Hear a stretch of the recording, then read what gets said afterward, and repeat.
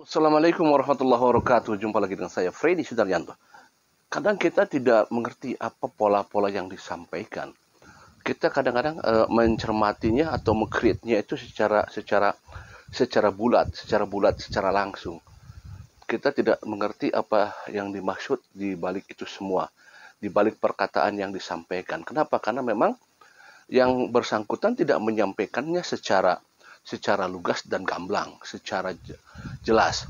Nah, ini memang harus kita cermati. Itu bisa kita cermati pada saat kita dicoba dikaji berulang-ulang, kemudian kita satukan rentetan satu kata dengan kata yang lain. Maka kalimat-kalimat yang tersusun akan menjadikan kalimat-kalimat yang mengandung arti dan makna. Maka itu, kalau misalkan ada perkataan dari seseorang, katakanlah saksi ini, maka pada saat kita mencermatinya, kalau secara bulat dan gamblang, maka kita akan susah untuk mencernanya. Memang demikian, itu akan bisa terbukti dan apa yang dimaksud itu apa maknanya setelah kita diulang-ulang. Katakanlah kalau misalkan ada perkataan dari salah satu saksi, saya tidak tahu saksinya siapa ini, tapi ini adalah pernyataan. Kita dengarkan dulu sebentar ya. Kita kemarin berbicara bahwa kita berbicara banyak-banyak. Ini adalah rekam, baik itu rekaman sebuah obrolan langsung maupun berupa chattingan. Bahwa kemarin saya membuat konten terkait ada saksi yang mengatakan bahwa ini merupakan si malakama buat saya. Bahwa saya nggak mau ketika jatuh tertimpa tangga bulan. Bahwa seakan-akan dugaan itu kemudian berkembang setelah ada korban jatuh nih, korban yaitu Ibu Tuti dan ini jatuh gitu, kemudian tertimpa tangga, maka dia mengatakan yang kedua kali dia tidak mau, yang kemudian juga dia mengatakan bapak itu sudah punya ikatan batin dengan siapapun pelakunya, seakan-akan kemudian netizen menduga ia itu tahu betul siapa pelakunya. Nah, itu yang kemarin kita bahas. Hari ini yang akan kita bahas adalah ada juga, ini data juga ya, bahwa di antara saksi itu ada yang mengatakan itu. Makanya saya tidak takut kapanpun, dimanapun, cuma kasihan yang tidak bersalah terbawa-bawa, itu saja. Oke, itu kata yang terakhir ya. Saya tidak takut dimanapun sampai kapanpun. Dari awal tadi kita baca, ini udah diupload di channelnya Pak Mas ya Muhammad ya, dan saya juga pernah mengupload, tapi kan kita kaji lagi berulang-ulang. Ini mengandung arti makna yang sangat dalam sebenarnya. Ya. Kemudian setelah tadi kata-kata disatukan tadi bahwa ada makna bahwa si malakama sudah jatuh tertimpa tangga, kemudian jadi dikhawatirkan ada yang tidak bersalah jadi terbawa-bawa, kemudian juga ada ya itulah ya tadi sampaikan. Nah, cuma kalau saya mencoba menyatukan lagi dengan informasi-informasi yang saya dapat. Pada saat seseorang mengatakan sesuatu, misalkan begini, itu orangnya, itu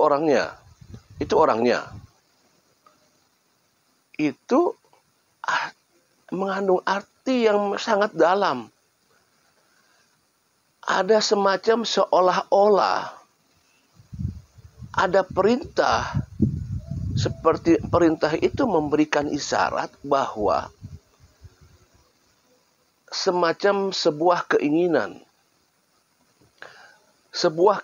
yang dia sampaikan tetapi tidak berbentuk sebuah keinginan, tapi tujuannya ada sebuah keinginan. Ini yang namanya abstrak. Sebenarnya dia menginginkan bahwa kasus Subang ini pengen terbuka. Seolah-olah, tetapi yang bersangkutan tidak mau kalau dibukanya lewat dia.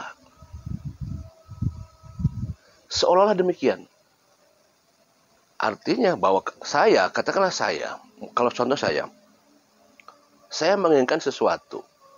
Karena saya tahu, misalkan dalam suatu kasus saya mengetahui seluk-beluknya, latar belakangnya, siapa orangnya, siapa yang melakukannya, saya mengetahui. Si ini orang-orangnya paham. Si ini yang melakukan, si ini yang eksekusinya, si ini yang membawanya. maaf, si ini. Saya tahu. Tapi jangan dari saya. Saya pengen ucapkan sesuatu, tapi jangan dari saya.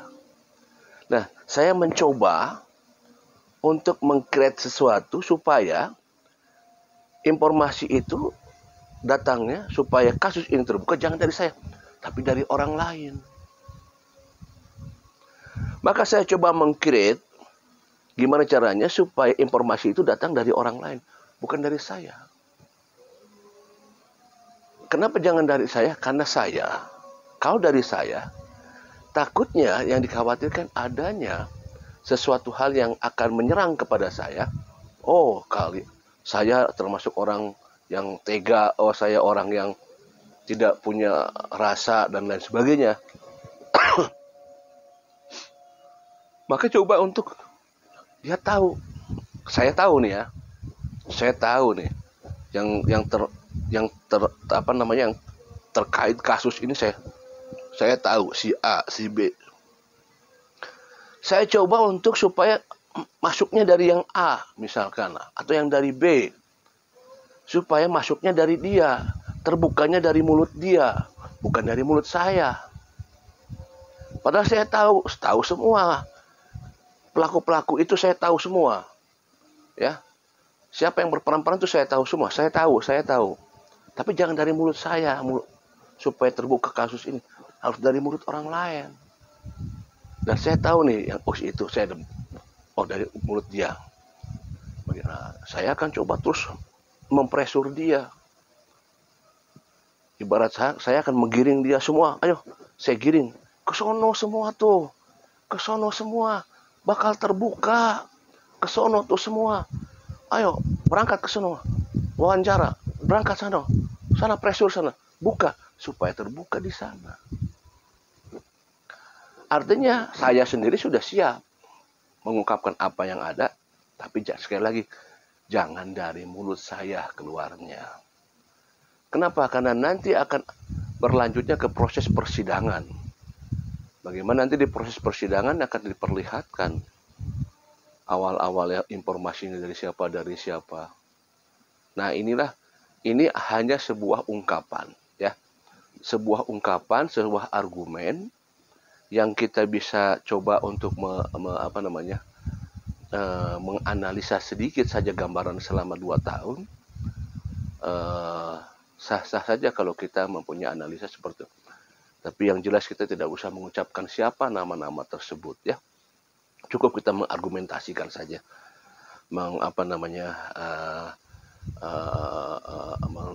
memainkan perannya saja, perannya si ini seperti itu. Jadi seolah-olah bahwa ada seseorang yang memang dia mengetahui seluk-beluk daripada kasus Subang ini, tetapi dia tidak mau bahwa informasinya itu datang dari dia. Dia menginginkan seolah-olah seperti dari orang lain saja informasi itu datangnya. Ya, ini yang saya baca daripada mulai penekanan, kadang-kadang saya juga ada dapat juga sedikit tekanan kepada saya dan lain sebagainya. Nah, ini adalah suatu pola-pola. Mudah-mudahan sebenarnya pola ini kalau dikaji, ini sebenarnya pola akan terungkapnya kasus Subang. Seolah-olah ini pola ini sebentar lagi akan terungkap. Ini kan boleh kan kita berargumen, boleh ya. Beda boleh dong, tidak usah sama dong. Yang jelas saya tidak pernah mengomentari orang lain lah, ya. Saya mengomentari diri pribadi saya. Saya tidak pernah mengomentari konten orang lain. Konten orang lain silakan. Saya tidak pernah mengomentari, biarkan saja gitu. Tidak usah komentar kepada youtuber lain, nggak usah. Kita fokus aja. Yang kita gali ya kita ini saja gitu kan. Gitu. Jadi tidak usah ini. Tapi ya sekali lagi kalau komentar boleh-boleh saja dan kita berargumen boleh-boleh saja seperti itu. Nah, sekali lagi bahwa tadi yang disampaikan seolah-olah kembali lagi mengetahui segala bentuk sesuatunya, maka dia berharap bahwa kasus Subang akan terbuka bukan dari mulut saya, bukan dari mulut dianya, tetapi pengen dari mulut orang lain. Misteri, dan kita tunggu ada kabar mengejutkan. Assalamualaikum warahmatullahi wabarakatuh.